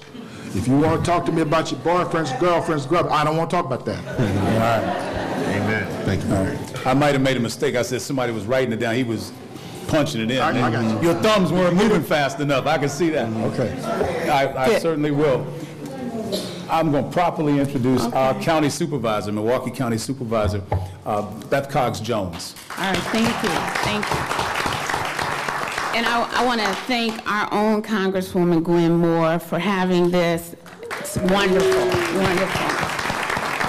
And this is my second year in a row coming. I just want to recall what Mr. Frazier, Dr. Frazier shared last year, that we were going to go through a financial hurricane and just hold on to what we could hold on. Mm-hmm. And I've done that, and I hope many of you all in the room have held on to what you can hold on to. Mm-hmm. I stand before you today to talk about the complexity of listening to local elected officials. Mm-hmm. Last year this time I walked around and talked to people in state government where they've been sitting on almost $2 million for employment and training. Milwaukee is the second highest municipality in this country for unemployment of African American men. 75% of African American men in the Wisconsin State Penal Institution are from southeastern Wisconsin, mainly Milwaukee. And I stand before you to say that we got a plan. You know, sometimes now that we have a President Obama elected, we want him to be Superman in 8 months, and it's very unfair what the media has done. And what we have to do as a people, we have to work in our local levels, our state levels, and on to build back our communities. In Milwaukee County, we've got a task force. And it's kind of been on deaf doors, but I'm going to keep on saying it and keep on talking about it until someone really listens. We've taken a little bit of money out of tax property funding to do a model project to put men into jobs, men who've been incarcerated, who've suffered from alcohol and drug problems, and on, to train them. Mm-hmm. We've collaborated with the African American Asphalt Company. They've done a model project. They've just finished laying some road with the city, right off in the central city. And I'm saying, how do we do it again and again on a larger level? If our men and women have jobs, if they own businesses, they can be the role models for their children, they can pay taxes, they can be the citizens that volunteer in our community. And with such a huge unemployment problem, and I'm sure many of you all live in municipalities that replicate that, even before we went into this recession that I determined is a depression in my district. Mm-hmm. But how do we do it? How do we keep on saying over and over again to get more funding, not only necessarily from Milwaukee County or the state or on, but even businesses. You know, the governor had a big press conference. They're going to lay out all this new highway between Milwaukee and State Line. All the union people were there. Exactly. No people of color. That's right. And then the contracts come down. everybody can just throw some rock. You know what I mean? You don't have to have a college degree to that. Right. And so the contracts come down. Yeah, we get the DBE event, but when it comes down to the labor force and the jobs of living wages with benefits, our black men, our Hispanic men, our Latino women, our black women, they're not there in the picture. They're not working. I'm going to give you my contact information. A good friend of mine who grew up in North Carolina but is actually now on the West Coast is a second generation black-owned contractor business. Okay. And he's very much interested in working with and training young people. And I don't know how to work out all the logistics of it, but I at least want to put you in touch with him because he has a lot of great ideas about teaching young men how to work with their hands. And he understands, because he's second generation, he understands the challenges and the nuances of the union and kind of the ways that we get frozen out of certain jobs. Always. And so I just want to connect the two of you and let him talk to you about it and the possibilities of maybe him working with you or consulting with you about what you can do. We'll love it. We'll Let me love just say it. one thing also. Brothers and sisters, we must have a large vision for ourselves. We must have a large vision for our people, but we must think small. Now, this is completely the opposite of what we're taught. We must have a large vision, but we must think small.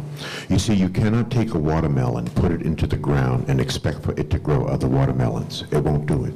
You have to cut open the watermelon, take out a seed, put it into the ground, plant the seed, cultivate it, nurture it, right? Give it fertilizer, give it water, give it time, and then over time the seed flowers and bears fruit in great abundance. So what am I saying to you? Everybody can do something. Everybody has to do something, you see? And so you can begin by being the model, by doing the thing that you want done.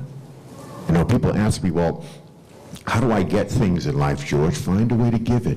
If you find a way to give that which you want, you will get it, right? So everybody here can contribute to something in our community that needs to be done.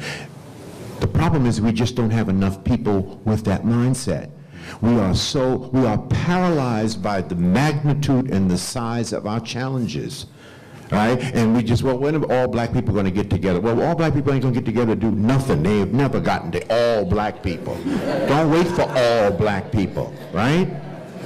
So have a large vision for our people, but think small. Think what you can do where you are right now about that thing that you are totally passionate and excited about. Let me get to the next gentleman. Let me just... While he's coming up, you go ahead. All right. That's what organizing is about. Here's an example. If we get everyone who's organizing in her state working on that project, y'all going to win. But more important than you're going to win, you're going to recognize who you worked with. There's nothing in politics than success when it seems impossible, because then everybody's the daddy and the mama of it. So all I'm simply saying is, whatever you're organizing around in her state, get in on this project, because then the politicians have to respond to it. The state politicians don't want something popping up all over the state. It gets uncomfortable. Sir. All right. My name is LaVoy Williams. I'm the chair of the Broward Planning Council. And last year, and I've taught several courses on racism, had several seminars on racism. And Mr. Frazier, I've always admired you. Came to your networking in Cleveland a couple of times. Yeah. Then I got into politics, and so I haven't really done that. But I will be back this year. Give me that suit when you finish with that. But last year, I lost a race for mayor by 200 votes. Because I was labeled a racist by my own people. I had black elected officials say because I gave the racism seminars. So I'm trying to figure out how do we get our people to understand that when you address racism doesn't mean that you are racist. And wait a minute now, and this year I've declared that I'm going to run against the white guy who's on the council who happened to start this thing about me being racist. And I got black people saying, you shouldn't run against him because we need a white face on the commission. And the last thing I want to address, we have $2 million sitting in a TIF fund that we are refusing to use for small businesses because we're waiting to give money to Olive Gardens or Red Lobster so we can bring in a major restaurant instead of building our small businesses. That's one of the reasons they want to keep me off the council, because they know that I am not about that. It's about how we can help our people. So how do I address this issue of our people thinking that if you really push forward a black agenda, that you're being racist? Is that Florida? Lauderdale Lakes, Florida. I'll give you the name of the city. Because some of those commissioners don't even come to anything that's black. Right. Lauderdale Lakes, Florida. Is that near Miami? That's right outside of Fort Lauderdale. Sure. Well, I want to give you my contact information. My cousin, Chris Norwood, ran for office, and he's right in that area as well. And I would love for you to connect with him, because he's a youth advocate now. There's a lot of stuff for young people, and he might be somebody who you might want to work with and get on your team. Great political figure in that area. He's been down there for a long time, so I definitely want to give you his contact info. But the brother here already spoke eloquently to how black folk can inflict racism on each other. I think we need to understand, again, I always say this every year, but language is so important, and you have to set the table and set the terms and define what the terms are. So in any situation, if you're a politician, you know this, but in any situation, before you enter into it, you have to make sure you can determine exactly what the meaning of the situation and what the language is. So, but I would love to connect you with my cousin, Christopher Norwood. He's right down there in your area. Okay, I just say one thing to you. Make sure that the TIF money and how it could be spent is open to any small business. That's the problem. Let me just ask you not to respond, because we'll be... Get them involved in making this part of their interest also. Good afternoon, and thank you to the panel. Sorry about my voice, I'm sick. But I have two quick things. First of all, Congresswoman Moore, I want to know if you could just help me with something that I've always heard. The only crime that you can commit in this country and be ineligible for financial aid is selling drugs. Yes. Is that correct? Yes. Dr. Peterson, I need you to put that on your top 10. Okay, I got you. Thank you, Michelle. Good point. I got you. This is brief. My name is Wayne Smalls, and I'm an engineer with the National Institutes of Health. If anyone has like an engineering business or a construction company, feel free to see me after this forum. We have $500 million stimulus on the campus of Bethesda, and really more money than we can literally printing out. Can we start one today? Hey, anyone, if you got an engineering company, construction company, I can get you lined up with our contracting office and basically put projects in your hand. Your cards, your business cards. And I've got a couple of them with me, but Let me just ask you seriously, is there a web address that information is available on, or are you like the only person we can talk? Because I mean, if you're all we can talk to, you will be approached. But. Sure. Our website is orf.od.nih.gov, and we have a lot of project managers like me there. But a lot of people like to just stick with contractors that they know of or engineering companies that they know of. I'm willing to kind of go out and... What is your name? Wayne Smalls. Okay. The National Institutes of Health is an agency. It's a part of HHS. We have the website is ORF, as Orange, Rake, Frank, .od.nih.gov. We got a lot of contracts for engineering services, construction services. We have a lot of black-owned companies providing these services. We've got a lot of black folks in the contracting office looking for small businesses that want to do business with us.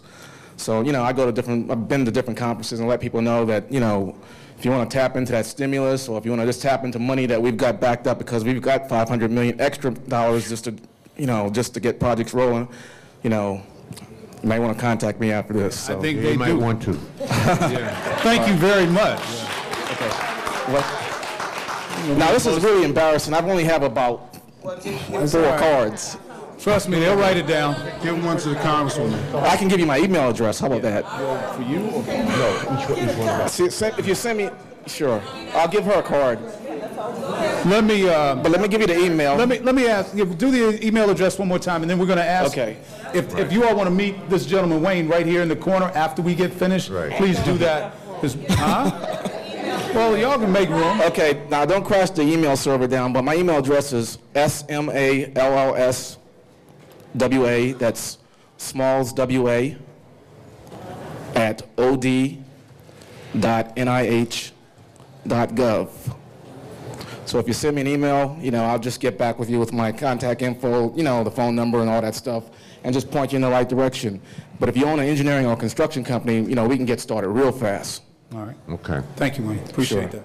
So you're I'm going to ask, give each of our panelists about a minute to make the closing remarks. We're going to have Congresswoman Moore come back to the stage. And again, thank you all for coming. George Frazier. Yeah, I want to give, I just want to leave you with some personal, heartfelt advice. And as a person who has traveled this country for 30 years, doing 250,000 air miles a year, I have 2.5 million frequent flyer miles, having engaged and interacted with literally millions of our brothers and sisters. Here's what I reduce it all down to. If each of you want to succeed, you can succeed. This is the greatest country in the world. There is no place that I would rather live than America. In fact, there are no black people in the entire world doing better than we are. And I've traveled every place that black people have been dispersed. I've been to South Africa, East Africa, West Africa, North Africa, all over South America, and all over the Caribbean. And there are no black people in the entire world doing better than we are. In fact, we are the beacon of hope for every single person of African descent in the entire world. So we have unlimited opportunity. We have to build capacity. It's not opportunity we don't have in this country. It's a lack of capacity. Finally, if you want to succeed, it is critically important for you to remove toxic people and bloodsuckers from your life. It is critically important for you to remove toxic people and bloodsuckers from your life, people who drain you of your time, your energy, and your patience. Now, this is very easy to say. By the way, this is the sixth truth in this book. Bless them and release them. There's the sixth truth in the book. Right, when murdering someone is not an option, and you have people that drive you crazy, you must remove them from your life. Now, this is very easy to say, brothers and sisters. This is extraordinarily difficult to do, and this is why most of us fail. And the reason why this is so difficult to do is because most of these people are your family members. Most of these people are your significant others. Most of these people are your so-called friends. So you must do this. You see, our president had to do this in public. And had he not done this in public, we would not be calling him President Obama. So you must remove toxic people and bloodsuckers from your life. You know the old saying, if you love something, set it free. If it comes back, it will always be yours, but if it doesn't come back, it was never yours to begin with. You've heard that saying? There's a big but, and I'm going to close with this. If it sits in your living room, messes up all your stuff, eats all your food, uses your cell phone, takes your money, and doesn't appear to realize that you have set it free, you've either married it or you gave birth to it. Bless them and release them. Right now.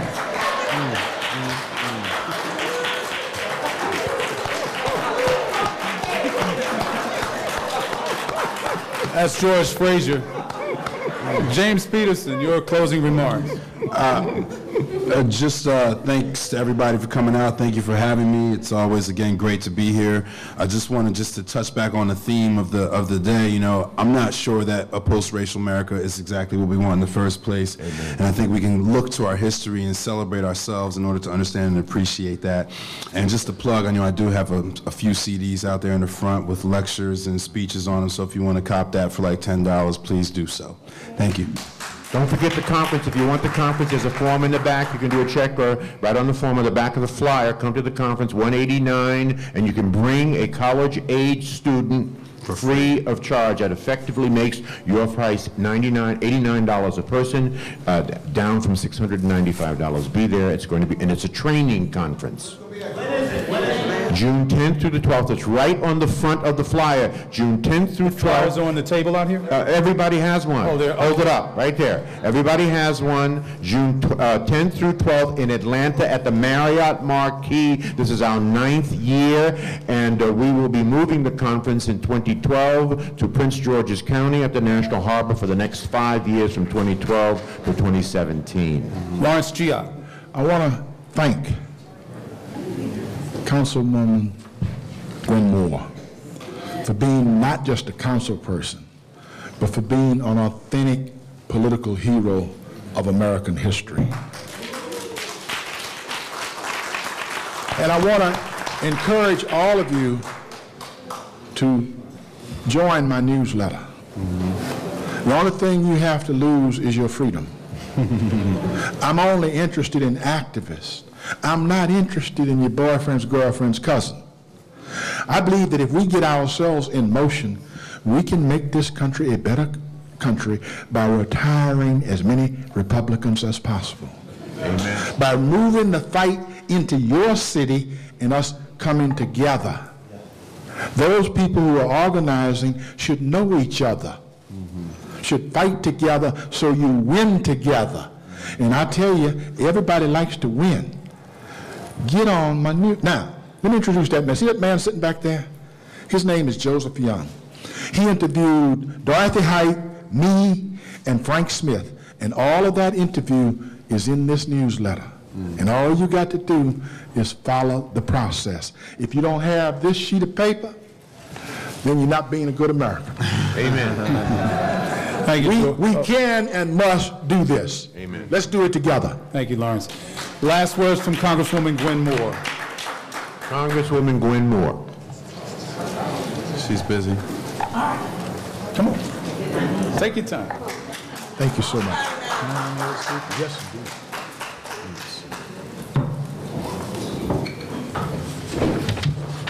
Woo, my, this is getting better and better every year. I am just so pleased to be here, and I'm so pleased with all the young people from Howard and other places that have come. But I must say that I am especially pleased with those folks who have traveled and continue to travel every year from the 4th Congressional District of Wisconsin. So I want to spend these last closing moments giving a shout out to people from Wisconsin. Everybody from Wisconsin, stand up and raise your hand so people can see how many people are here. Yeah.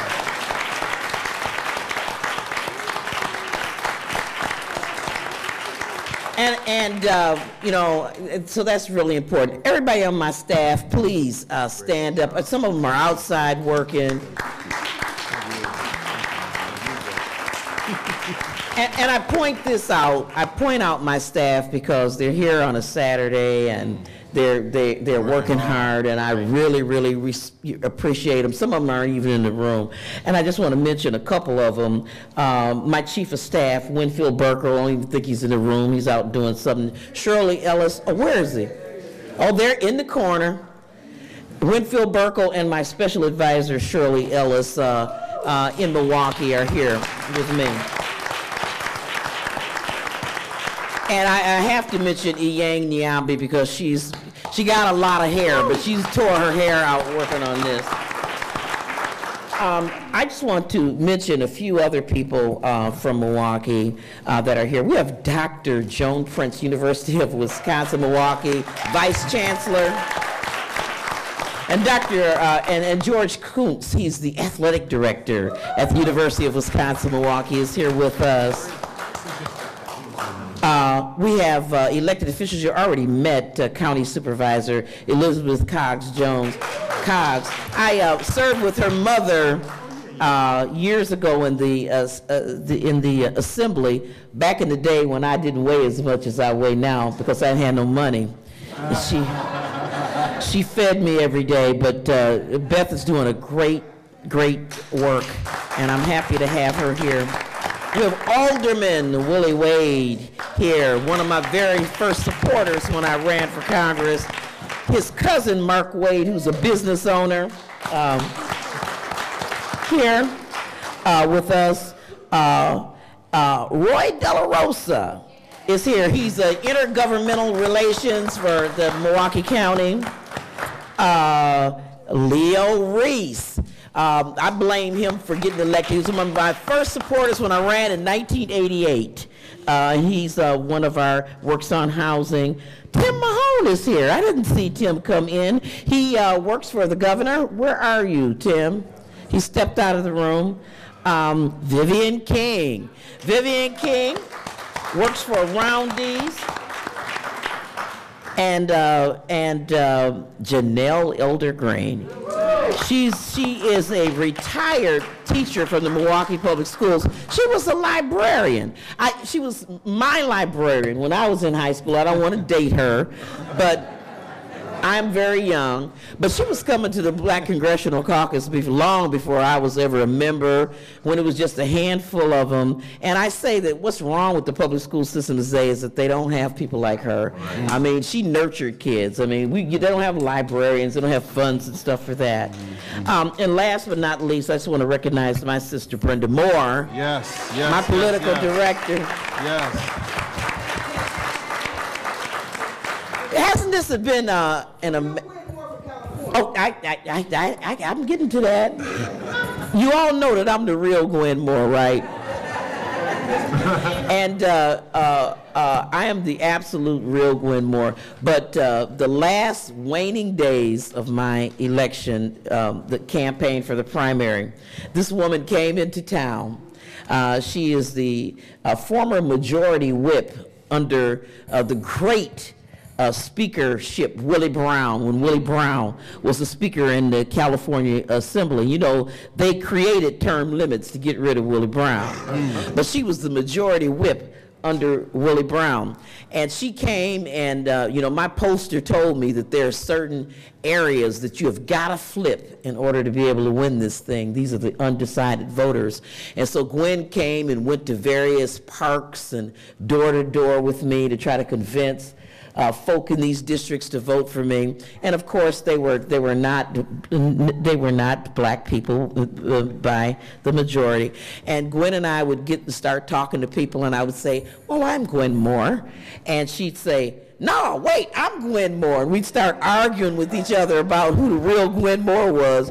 But my friend, she is now an entrepreneur. She works a lot on putting public services, utilities, making them accountable in communities. She's a former state representative from California, the Honorable Gwen Moore from California.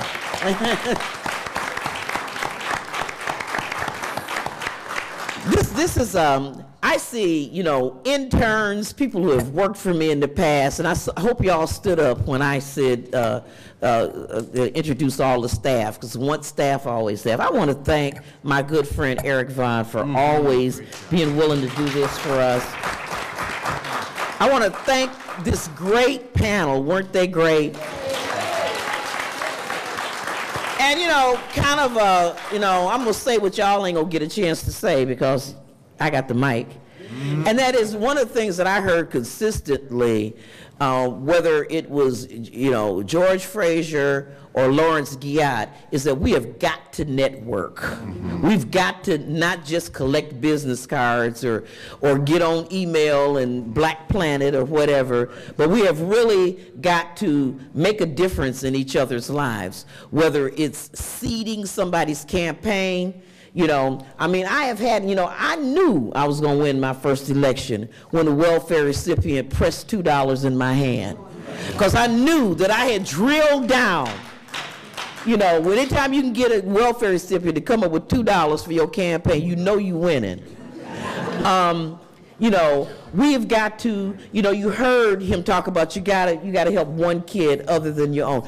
Lawrence Guyot has given you an amazing opportunity to do anything you want in your community. He is offering you the opportunity to access hundreds of thousands of black people who feel powerless, but for the fact that they can do the old time organizing that he has certainly made available. We have heard our hip hop professor, Dr. James Peterson, once again, really sort of give the current, fresh approach and look to this. He has just kept it real, as you know, with his top 10 list. Are we in a post-racial society? No, because we're always going to be black. But we can be black, hold our heads up high, try to generate wealth and support each other, so that in a post-racial society, we will be looked upon with dignity and respect, and not our historical failures and enslavement. Thank you so very much. Please buy the products. A couple of books, if you want books. And books. And where's General Colcroft? Oh my God. General Colcroft. Brigadier General Colcroft is amongst us. He did an amazing workshop on homeless veterans and the problems that they are having here. But I didn't see you, General. Forgive me. Thank you so very, very much.